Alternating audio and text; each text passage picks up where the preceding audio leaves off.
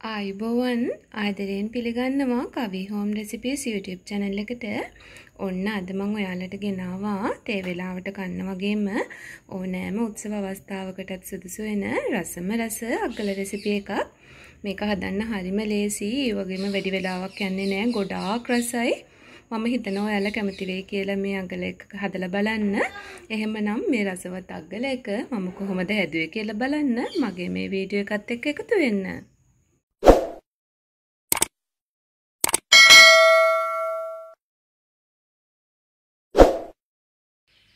රුලන් අරගෙන තියෙනවා ග්‍රෑම් 150ක්. පොල් අඩලයක පොල් තියෙනවා. මුද්ද රස පළම් ටිකක්, කජු ටිකක්, සීනි ග්‍රෑම් 50ක්, බටර් ටිකක් සහ එනසල් ඇට කීපයක් මේ විදිහට කුඩු කරලා අරගෙන තියෙනවා. තවත් මට ඕන කරනවා ෆ්‍රෙෂ් මිල්ක් වලින් අඩු කෝප්ප භාගයක්. භාජනයක් ලිපේ තියාගෙන අරගත්තු සීනි ග්‍රෑම් 50න් මේස හැඳි දෙකක් එකතු කරලා සීනි ටික කැරමල් කරගමු. හැන්දක් පාවිච්චි කරගන්නේ නැතුව සීනි ටික කැරමල් කරගන්න.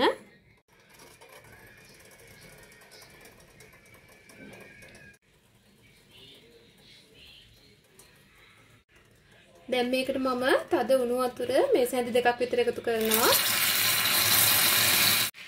ඒකටම තව උණු වතුර අණු කොප්ප භාගයක් එකතු කරගන්නවා.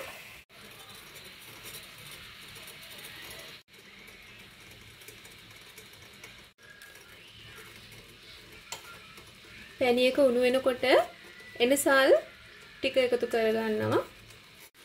මේකටම ඉතුරු සීනි ටිකත් එකතු කරමු.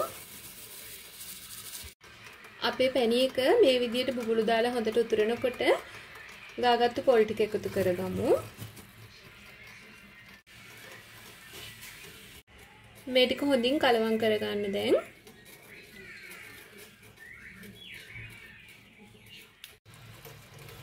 හදාගත්තු පොල් පැණි එකේ මේ විදිහට තෙත ගතිය තියෙනකොටම මම ලිප ඔෆ් කරගන්නවා. ඔෆ් කරලා මේක පැත්තකින් තියාගන්නවා.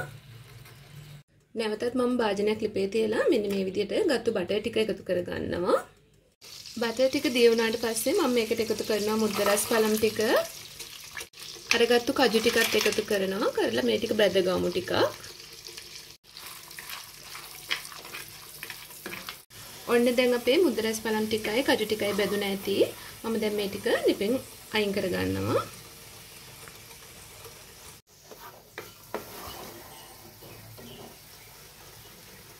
කජු ටිකයි මුද්ද රස පළම් ටිකයි බැදගත්තු තෙල් එකටම ඊළඟට රුලන් ටික දාලා ටිකක් බැද ගන්නවා.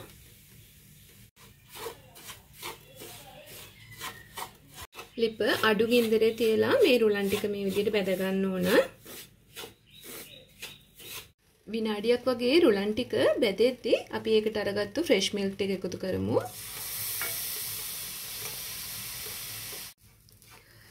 ෆ්‍රෙෂ් මිල්ක් ගොඩාක් එකතු කරගන්නේ නැහැ. ටිකක් තමයි එකතු කරගන්නේ. අපිට මේකේ වියලි ගතිය අඩු වෙලා තරමක් තෙත ගතියක් තමයි අවශ්‍ය කරන්නේ. හැබැයි කේසරි තරම් කේසරි වලට වගේ නෙවෙයි මේ හදන්නේ රුලන් අග්ගල එකක්.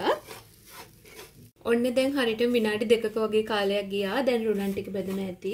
අපි දැන් කලින් හදාගත්තු පැණි පොල් ටික එකතු කරමු. පැණි පොල් වල තෙත ගතිය තියෙනවා. අපි පැණි පොල් ටික මෙන්න මේ විදිහට එකතු කරමු.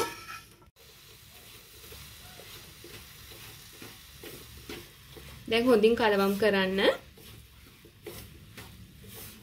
පැණි පොල් ටික එකතු කරලා මේ විදිහට හොඳින් කලවම් කරන්න.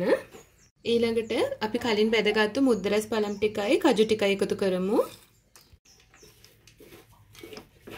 ඒ ටිකත් එකතු කරලා මේ විදිහට හොඳින් කලවම් කරගන්න. ලිප බොහොම අඩු ගින්දරේ තියාගෙන තමයි මේ ටික මම කරගත්තේ. දැන් ඔන්න හරිය. දැන් අපේ මිශ්‍රණය ලෑස්ති. අපි දැන් මේකෙන් අපේ අග්ගල ටික ලෑස්ති කරගමු. මේ විදිහට අපි අග්ගල ටික හදාගමු.